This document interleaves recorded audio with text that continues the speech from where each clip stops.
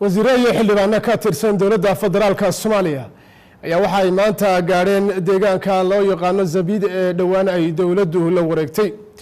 wariyahayaga Cabdiwali Cali online ayaa faahfaahinta warkaasi inoo soo diray. oo isugu jira dhowr wasiir oo ka kala socda wasaaradaha xukuumadda federaalka ah ee Soomaaliya iyo qaar ka mid ah mas'uuliyiinta maamulka gobolka Shabeellaha Hoose oo ka wakiil ah gudoomiyaha gobolka Ibraahim Aadan Cali Najax oo howlo dib u heshiisiinad ka wada qayb ka mid ah gobolka ayaa maanta gaaray deegaanada Zabiid iyo Caanoole ee horaantii bishan ciidanka dowladdu la wareegeen.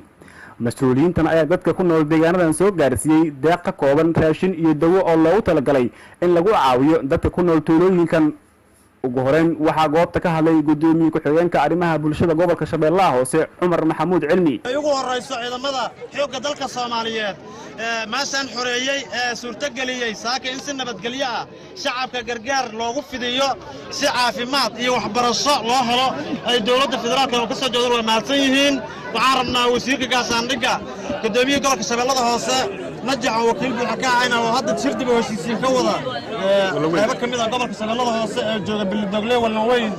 jooga hadeertaana oo idin soo salaamay wafdiga iyo shacabka deegaanka hore. wasiirka gargaarka iyo maareynta masiibooyinka iyo wasiir ku-xigeenka wasaaradda arrimaha gudaha xukuumadda federaalka ah ee Soomaaliya ayaa u sheegay dadkan in dowladdu la garab taagan tahay caawinaad dhan walba ah. ana waxa in muddo waddanka jooga maanta ay wadaysaa soo wareegaysaa taas oo tusmaysaa iyo shacabka soo baxay madaxweynaha markaa waxay tusmaysaa shacabka reer Zabiid inay dowladda jeceliin dowladana ma laha dowladdu waa inay timaado Shabeellaha Hoose dhan hal shay aan rabaa aniga codsado yaa deegaanka laga barakayo socdo maamulka gobolka Koonfur Galbeed oo u horeeyo madaxweyne Cabdicaziz Laftagareen waxa ay ka warqabo waxa ay la joogo wasiirkii gaashaandhigga waxa ay la joogo wasiirkii gargaarka wasiirkii ku-xigeenka caafimaadka ana wasiirkii arrimaha gudaha Isaaq Maxamed Maxamuud Saqabo walaalayaal waxa wax kale ma aha waxa socono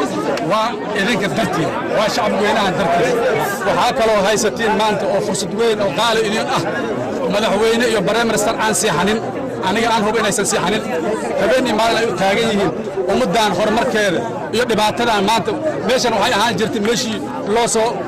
abaar dhacdo ama haddii dhibaato dhacdo meeshii gaashaandhigga xukuumadda Soomaaliya Xasan Maxamed Cali Amar Dambe ayaa kula dardaarmay dadka ku dhaqan deegaanadan in ciidanka ay garab istaagaan sababtoo ah waxaan aad iyo aad ugu faraxsanahay howlgallo badan ayaa ciidamada xoogga dalka Soomaaliyeed ay sameeyeen oo loogu magac daray Badbaado 1 Badbaado 2 iyo xureynta Shabeellaha Hoose qaybtan Zabiid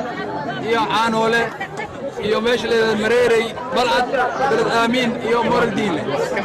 runtii deegaano waxay ahaayeen qiimo sharaf ku leh ummadeena Soomaaliyeed oo wax soo saar leh laakiin waanta waxa ka muuqda ujeedaan in cadawgan laga dulqaado runtii aad bay inoo farxad gelinaysaa. Cabdiwali Cali online TV-ga caalamiga ah ee Universal gobolka Shabeellaha Hoose.